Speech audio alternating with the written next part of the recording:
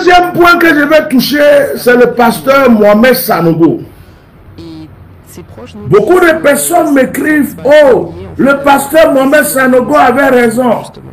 D'autres même Marc demandent pardon au pasteur Mohamed Sanogo parce que c'est lui qui avait raison. Demande pardon. Mais pasteur Mohamed Sanogo là, je vais me lever pour aller lui demander pardon. Pourquoi? Pasteur Mohamed Sanogo là, lui-même il a respecté qui? Pasteur Mohamed Sanogo là, il est qui? Il a respecté qui? Pour que moi, je me lève pour aller lui demander pardon. Mais vous vous foutez de la gueule de qui? J'ai fait un direct où je n'ai pas aimé ses réponses concernant le problème de l'IPADA. Et je maintiens ma décision. Ce n'est pas le fait qu'il a dit que lui, il a entendu que l'IPADA est parti en retraite. Ça là, nous tous, on avait entendu. l'IPADA même a dit, je me retire, que je suis en retraite. On a entendu. Des gens ont dit, plusieurs personnes ont dit ça. On a tous entendu. Ce n'est pas le fait qu'il a dit ça que je suis venu parler à pasteur Mohamed Sanogo. Dans la vidéo du pasteur Mohamed Sanogo, quand il parlait, il dit oui, il y a certaines personnes qui prophétisent. Hein? Les personnes qui prophétisent, qui disent que ceci, cela. Pasteur Mohamed Sanogo s'est attaqué indirectement à ceux qui luttaient pour la cause de l'IPADA. Et je n'ai pas apprécié. Si quelqu'un doit demander pardon, c'est lui. Il est qui? Il croit que lui, il est plus intelligent que qui? C'est cette impression que j'avais. Il y avait beaucoup de bruit. Donc moi, je me levais. Pasteur Mohamed Sanogo, j'ai fait un direct. Comme tu avais dit ça, je suis venu te demander pardon. Vous vous foutez de la gueule de qui? C'est lui qui me donne à manger ici. Il s'appelle Mohamed Sanogo, je m'appelle Bishop Melchizedek.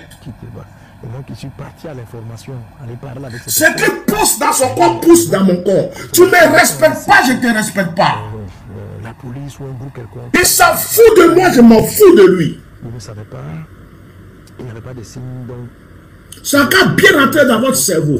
Vous qui m'envoyez des messages, oh, il faut demander pardon, passer Mohamed Sanogo, il faut te réconcilier. Je ne ferai rien du tout. Je ne suis pas un mendiant, je ne suis pas un tapis, je ne suis pas une tapette. Je ne passe pas mon cul pour qu'on mette caillou dedans. C'est bien rentré. Donc ce qu'on retient, c'est que... Il s'est assis pendant qu'on l'a interviewé. Est-ce que pasteur Mohamed Sanogo a dit, je remercie tous ceux qui luttent pour la cause de l'IPADA? Est-ce qu'il a dit ça? Est-ce que le pasteur Mohamed Sanogo a dit, certaines personnes sont en train de prier pour lui, font vraiment des vidéos, des directs et défendent sa cause? Pourtant, il a dit qu'il était là, que Dieu les soutienne. Et nous espérons que vraiment il soit en retraite. Il n'a pas été sage. Il n'a pas été sage. Il s'est assis et il a dit clairement, en ricanant, en se moquant, comme si nous autres, nous étions des faux prophètes, des présentants. Oh, quelqu'un qui a dit qu'il s'est retiré pour prier. Maintenant, tu es en train de dire sur la toile que ils sont en train de dire que oui, et si la personne même sent qu'il est. Et puis moi, je vais m'asseoir pour venir demander pardon à quelqu'un comme ça. Vous m'avez pris pour qui même? Vous m'avez pris pour qui? Effectivement, non. Ou bien parce que je suis trop simple. Parce que je suis trop ouvert. Il y a des gens qui pensent qu'il n'y a rien dans mon cerveau ou quoi. C'est parce que je ne veux pas être orgueilleux, c'est tout. Je ne demande pas pardon à pasteur Sanogo ici. Je ne demande pas pardon à pasteur Sanogo aujourd'hui, demain, après-demain, même en face de lui, je ne dirai pas. Si lui me dit, ah Bishop, si dans mes propos tu t'es senti offensé, je te demande pardon, moi aussi je vais dire mon frère, excuse-moi, que parce que tes propos là, je me suis senti concerné quand tu te jouais de ceux qui défendent la cause de l'IPADA, quand tu te moquais de ceux qui défendent la cause de l'IPADA, quand tu ricanais contre ceux qui défendent la cause de l'IPADA, comme j'étais la personne principale, je me suis senti concerné. C'est pourquoi je suis sorti pour te dire des vérités. Et là, je lui demanderai des excuses. C'est quoi? J'étais conforté par le calme et le silence de sa communauté. Donc j'en ai fini. Je n'ai rien contre Pasteur Mohamed Sanogo. Pour vous dire, je respecte l'homme, Pasteur Mohamed Sanogo. Je respecte son ministère. Je respecte l'œuvre de Dieu qu'il fait. Je n'ai rien contre lui. Rien du tout. Mais, frère, tu viens m'attaquer indirectement ou directement, je te donne ce que tu es venu donner.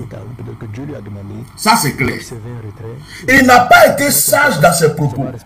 Ce jour-là, il a ricané. C'est comme s'il était plus intelligent, plus sage. Et que tous ceux qui défendaient la cause de l'IPADA étaient des personnes perdues, des menteurs et qui racontaient des bêtises. Et moi, je me suis senti concerné. Les vérités que je sais sur la disparition de l'IPADA, je ne mets pas tout en public parce que je défends une cause. S'il y a des choses que je sais, mais que je ne peux pas venir dire en public, parce que je défends une cause, ça ne veut pas dire que je suis bête. C'est que Pasteur Mohamed Sanogo dit qu'il sait. Il ne sait pas si moi aussi je savais. Point. Mais moi je défendais la cause de mon frère. Je faisais des bruits pour que mon frère sorte. Point. Ça s'arrête là. Celui qui veut, il pense ce qu'il veut. J'ai fini de mener mon combat. Ça s'arrête là. Donc, Pasteur Mohamed Sanogo, je t'apprécie beaucoup. J'aime l'œuvre que tu fais, les âmes que tu sauves, tout ce que tu fais. Mais mon frère, nous là, dans la vie là, même si tu es comme ça, il faut respecter celui qui est en bas. Celui qui est en bas aussi va te respecter. Donc, aimons-nous les uns les autres, respectons-nous les uns les autres, acceptons-nous les uns les autres, et que personne ne se croit meilleur que l'autre. Et puis la vie continue. Que Dieu te bénisse, que Dieu bénisse ton ministère, et puis la vie continue. Je n'ai rien contre toi, rien du tout. Ça s'arrête là. Il y a eu le prophète Elibada qui a disparu depuis 1 an bientôt, et ses proches nous disent que sa disparition est liée en fait aux prophéties qu'il aurait données sur la Côte d'Ivoire justement. Et étrangement, certaines grandes figures religieuses, y compris vous, ne se sont pas prononcées, en tout cas pas publiquement. Donc on se pose la question de savoir si c'est, enfin, pourquoi vous avez cette attitude en fait alors qu'on s'attend à ce que vous nous donniez peut-être des directives, en tout cas que vous ayez une position par rapport à ça.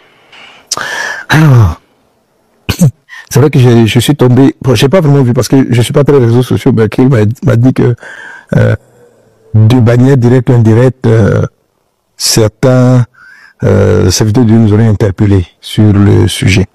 Pasteur Mohamed Sanogo s'est attaqué indirectement à ceux qui luttaient pour la cause de l'IPADA. Et je n'ai pas apprécié. Si quelqu'un doit demander pardon, c'est lui. Il est qui? De manière directe ou indirecte, certains serviteurs de Dieu nous auraient interpellés sur le sujet. Certains serviteurs de Dieu nous auraient interpellés. Donc tout à l'heure tu as dit des proches. Mais est-ce que tu as déjà vu sa femme ou l'église dire ouvertement qu'il aurait été enlevé par le gouvernement, ouvertement, ses proches ou l'église? Effectivement, non. Voilà, jamais. Donc je demande aux gens, vous savez, quand il y a l'événement qui se produit, il y a des premières personnes qui sont concernées. J'ai vu beaucoup de gens qui sont agités, je dis, mais j'ai vu beaucoup de gens qui sont agités, je dis, mais ils dirigent un mouvement, ils dirigent une église. C'est eux qui vont dire, nous sommes inquiets. La police ou les éléments l'ont pris, ou l'ont pas pris, etc. Et puis vont nous interpeller. Alors pour ce qui me concerne, personnellement, j'ai rencontré les membres de l'église. Voilà, mais on n'a pas besoin de le publier. Je les ai rencontrés, j'ai parlé avec ce truc. Qu'est-ce qu'il en était? Quel était vraiment le problème? Et puis j'ai ma sensation prophétique. Peut-être que je me trompe, mais ma sensation prophétique, c'est que lui-même, je crois que Dieu lui aurait demandé de faire un retrait. C'est pas le fait qu'il a dit que lui, il a entendu que Eli Pada est parti en retraite. Ça, là, nous tous, on avait entendu. Eli Pada même a dit, je me retire, que je suis en retraite. On a entendu. Des gens ont dit, plusieurs personnes ont dit ça. On a tous entendu. C'est pas le fait qu'il a dit ça que je suis venu parler à Pasteur Mohamed Sanogo. Pourquoi, je ne sais pas. Et je pense qu'à un moment donné, il va réapparaître. Et il va réapparaître. Vous savez, quelquefois, Dieu peut contraindre un serviteur de Dieu à dire tu te tais. Voilà, donc, c'est cette impression que j'avais. Il y avait beaucoup de bruit, mais vraiment, j'avais cette impression que, si je me trompe, je faisais cette personne qui n'avait pas été enlevée, et puis j'ai été conforté par le calme et le silence de sa communauté. Voilà, quand j'ai entendu les gens parler, c'était plus des personnes qui étaient là. Et donc, je suis parti à l'information, aller parler avec ces personnes. Je dis, mais à votre côté, est-ce que vous pensez que la police ou un groupe quelconque l'aurait enlevé? Eux-mêmes, ils ne savaient pas. Ils ne savaient pas. Il n'y avait pas de signes. Donc, j'ai estimé qu'il fallait respecter si cela vient de lui-même, son silence, son calme. Peut-être que Dieu lui a demandé d'observer un retrait. Et prophétiquement, c'est important de savoir respecter quand Dieu demande à un prophète de se taire. Et si je ne me trompe pas, et je pense que je ne me trompe pas, par la grâce de Dieu, il reviendra, il réapparaîtra au moment où Dieu lui dira que c'est le moment. D'accord. Donc ce qu'on retient, c'est que quand on n'a pas d'informations probantes, importantes, avec des preuves, il ne vaut mieux pas se prononcer. Il vaut mieux ne pas se prononcer. Mais si tu te lèves et puis tu commences à parler, puis tu dis, mais non, le gars n'est jamais enlevé. C'est ça. D'accord. Oh, quelqu'un qui a dit qu'il s'est retiré pour prier. Maintenant, tu es en train de dire sur la toile que ils sont en train de dire que oui, et si la personne même sent qu'il est. Et puis, et puis moi, je vais m'asseoir pour venir demander pardon à quelqu'un comme ça. Vous m'avez pris pour qui même? Il s'est assis et il a dit clairement, en ricanant, en se moquant, comme si nous autres, nous étions des faux prophètes, des plaisantins. Ne me respecte pas, je ne te respecte pas. Il s'en fout de moi, je m'en fous de lui. Ça a qu'à bien rentrer dans votre cerveau.